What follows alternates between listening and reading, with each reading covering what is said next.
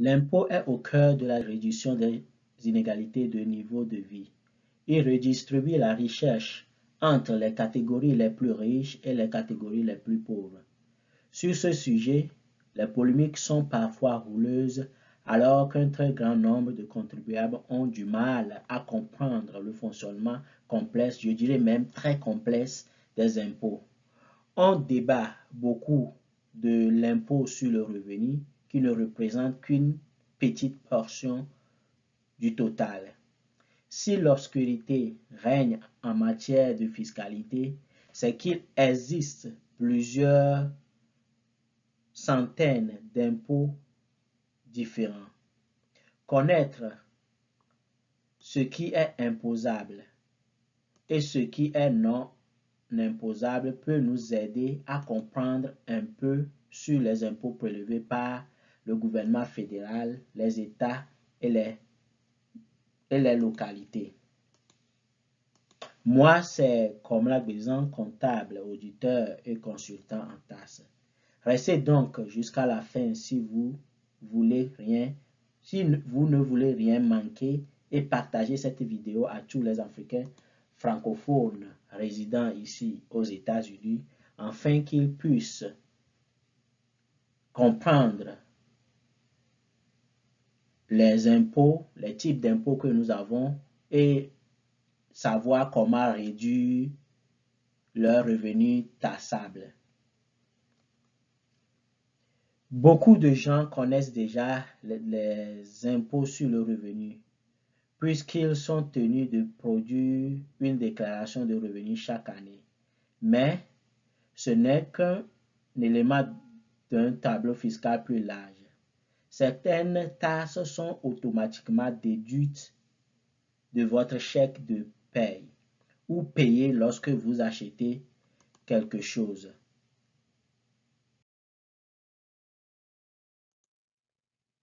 Dans le magasin, d'autres ne s'appliquent que dans des conditions spéciales. De plus, il se peut que vous ne soyez pas imposé sur tous vos revenus et le revenu sur lequel vous êtes imposé peut être imposé à différents taux. Il peut être utile de bien comprendre les nombreuses façons dont vous êtes imposé et la destination de ces impôts lorsque vous préparez votre déclaration cette année. En premier, nous allons nous éduquer sur l'impôt sur le revenu et les autres taxes. Bon.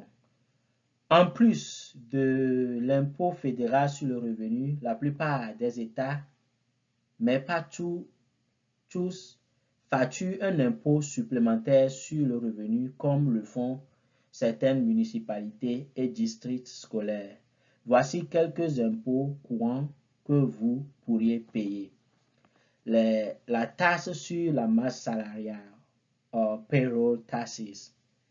Cette taxe, également appelée taxe sur l'emploi, sont automatiquement prélevées sur votre salaire pour payer la sécurité sociale et le médicament ou le Medicare.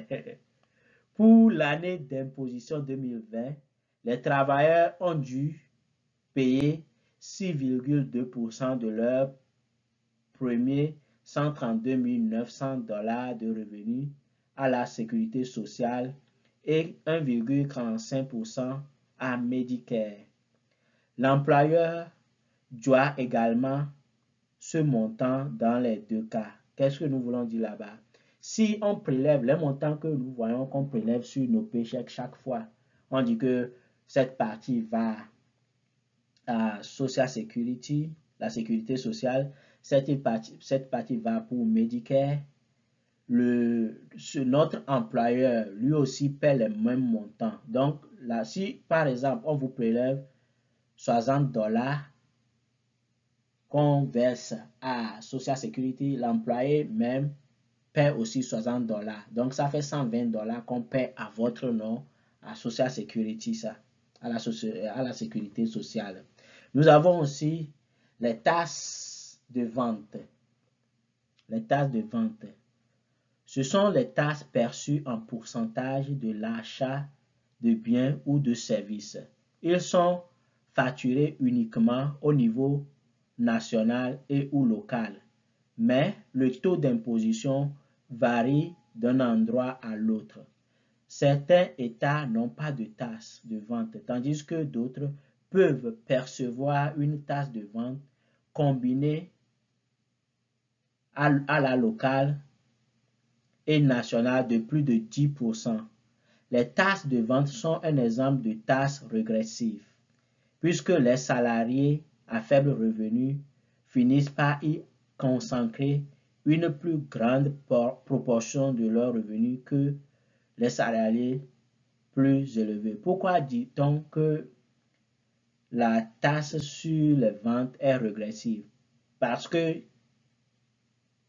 à chaque fois que ce que vous devez à la boutique, si vous devez, c'est-à-dire quand vous payez quelque chose et la somme est élevée, la taxe qu'on va vous faire payer aussi sera élevée. Si la somme est moins, la taxe aussi sera élevée. Nous avons une troisième taxe qui est la taxe d'assises ou excess taxes. Ce sont les taxes similaires aux taxes de vente en ce qu'elles sont facturées lorsque vous effectuez un achat, mais elles ne s'appliquent qu'à certains produits et services. Ceux-ci incluent souvent les soi-disant produits du péché ou bien sin products comme on le dit en anglais, comme l'alcool, les cigarettes. Mais l'une des taxes d'assises les plus couramment payées concerne l'essence, qui est taxée par le gouvernement fédéral. Les taxes d'assises sont souvent appliquées en plus des taxes de vente.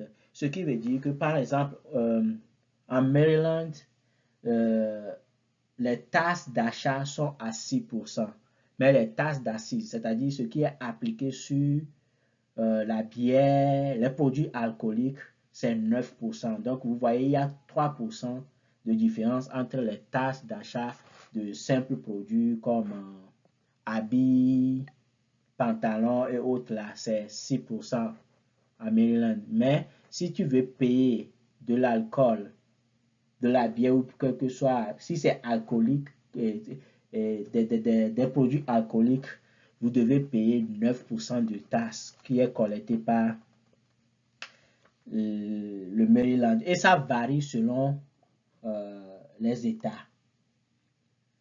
Nous avons des taxes foncières.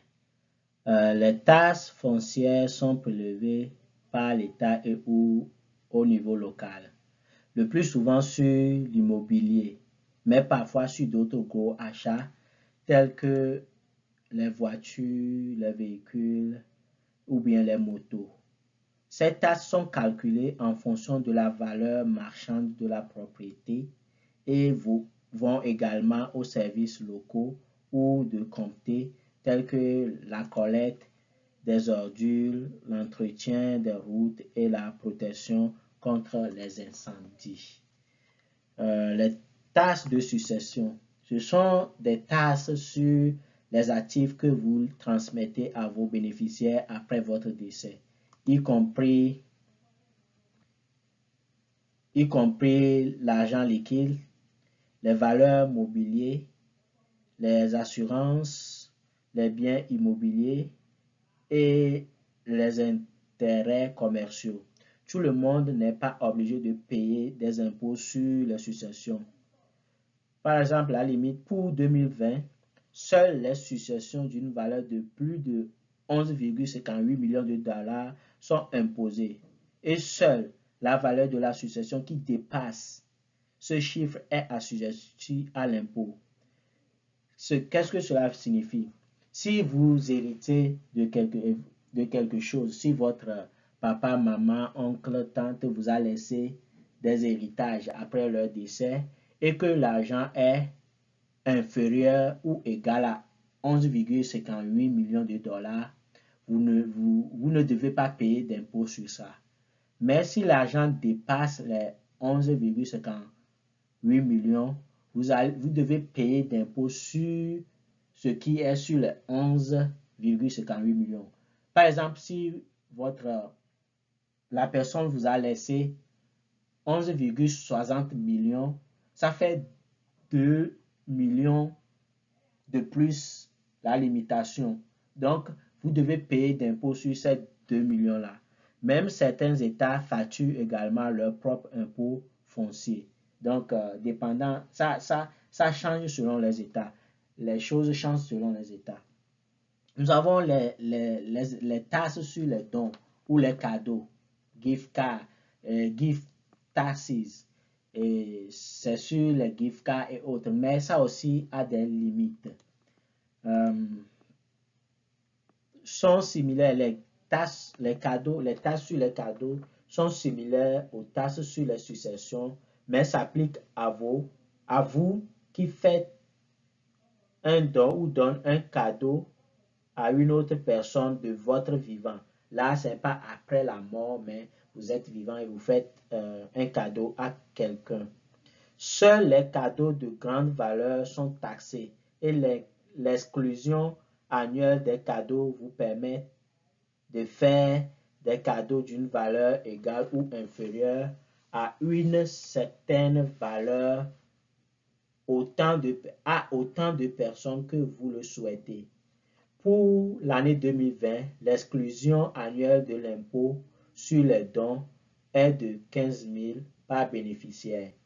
15 000 par bénéficiaire, qu'est-ce que cela signifie?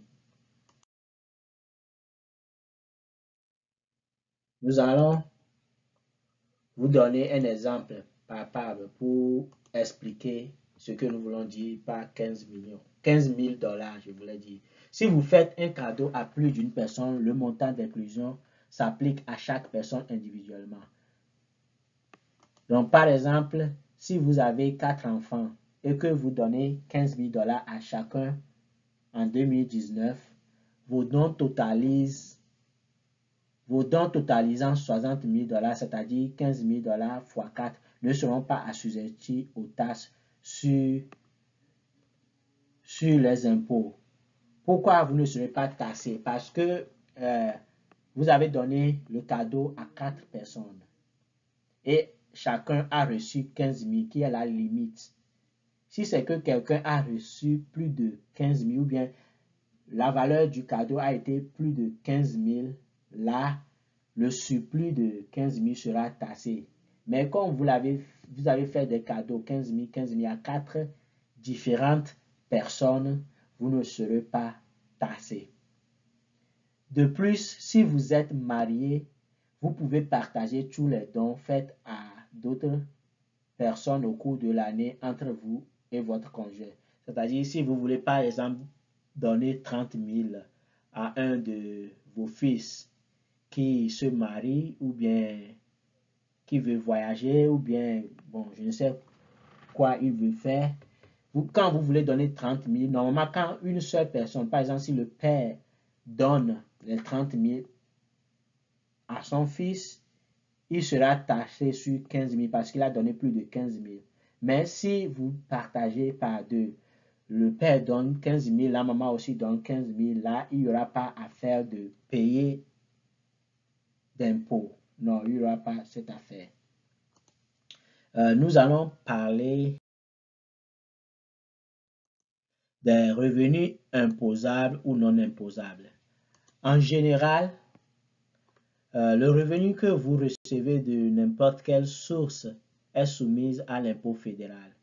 Cela comprend les salaires, les traitements, commissions, intérêts, stocks, options et dividendes, indemnités de chômage, revenus de location et pensions alimentaires. Il comprend également les avantages sociaux tels que les abonnements à une salle de sport payés par votre employeur et cela inclut d'autres formes de revenus tels que l'annulation de dettes ou de prêts annulés, l'argent de compte Oxford, les biens que vous avez obtenus par troc et le paiement des régimes d'invalidité ou de maladie et de blessures payées par l'employeur. Bon, ce sont les choses qui sont tassables. Bon, nous allons maintenant à présent vous donner quelques types de revenus qui sont exonérés des impôts fédéraux. Ce sont les revenus qui sont exonérés des impôts fédéraux que vous voyez ça. Connaître ces exceptions pourrait potentiellement réduire votre facture fiscale. Certaines des formes les plus courantes de revenus non imposables comprennent l'héritage, les dons et la plupart des héritages, les dons que vous recevez ne sont pas imposés. Notez cependant que des impôts sont dus sur les successions qui dépassent le chiffre exonération fédérale. Le chiffre d'exonération fédérale, c'est-à-dire les 11,58 millions, si ça dépasse, là, vous devez payer sur le surplus. Bon, nous avons paiement d'assurance vie. L'argent que vous recevez d'une police d'assurance au décès d'une personne n'est pas imposable. Vous ne payez pas de taxe sur ça. Si vous encaissez une police d'assurance ou bien si vous recevez un argent après le décès de quelqu'un, cet argent est généralement imposable. Si vous-même, vous recevez de votre police, c'est-à-dire de votre compte d'assurance vie, là, l'État va imposer. Et des fois même, si c'est reçu avant la date, vous êtes aussi pénalisé. Il y a un certain taux que l'État paie et prélève sur ça pour pénalité et aussi vous devez payer la taxe sur ça, si c'est votre propre compte. Mais si c'est le compte d'une autre personne qui est morte et vous êtes bénéficiaire de son assurance vie, là, quand vous percevez l'argent, vous ne payez pas d'impôt sur ça. Nous avons aussi les bourses d'études qualifiées. Les bourses d'études qualifiées. Notez que si l'argent d'une bourse d'études qualifiée n'est généralement pas, l'argent d'une bourse d'études qualifiée n'est généralement pas imposé. Tout l'argent qui va aux chambres et aux repas sont imposés.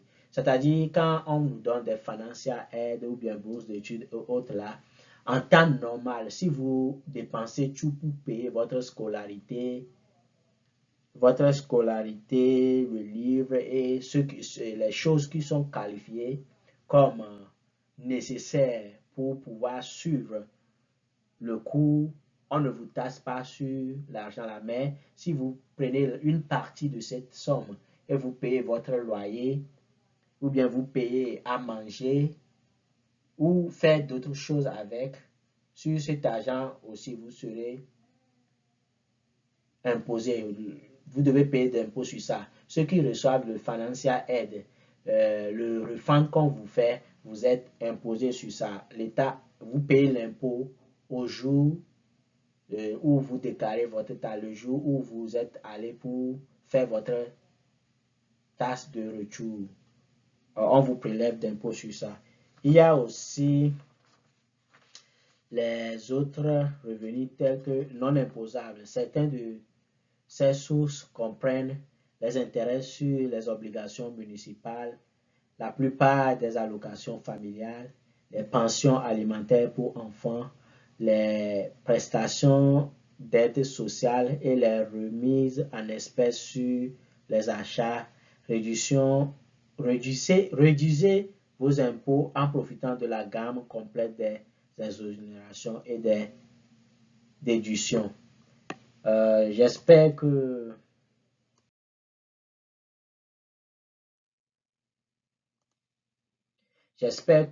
cette vidéo va vous apporter un peu d'éclaircissement sur les taxes prélevées et ou bien les revenus non taxés et les taxes prélevées et tout. Si vous avez des inquiétudes, vous pouvez nous écrire sur notre email qui est ilicoas1@gmail.com. Vos questions seront les bienvenues. Aussi, vous pouvez commenter sur notre vidéo, sous notre vidéo. Nous vous demandons de vous abonner afin que à chaque fois que nous allons partager une vidéo, vous serez automatiquement notifié. Là, vous pouvez partir directement et voir les vidéos. Partagez les vidéos à vos proches et amis qui sont francophones et qui vivent ici. Notre prochain thème sera sur les crédits et les déductions. C'est-à-dire, il y a des crédits que vous pouvez gagner et qui peuvent réduire votre taxe à payer ou bien votre revenu que vous avez fait toute l'année, ce qui va permettre à ce que vous payez moins d'impôts et vous aurez de l'argent en retour sur l'État. Donc, notre prochain développement sera sur le thème là. Taxes, les crédits d'impôts et les déductions. Merci beaucoup pour votre temps que vous passez sur cette vidéo instructive. J'espère que cela vous plaît. Effectivement, partagez et que tout le monde en profite. Merci beaucoup. Ciao, ciao.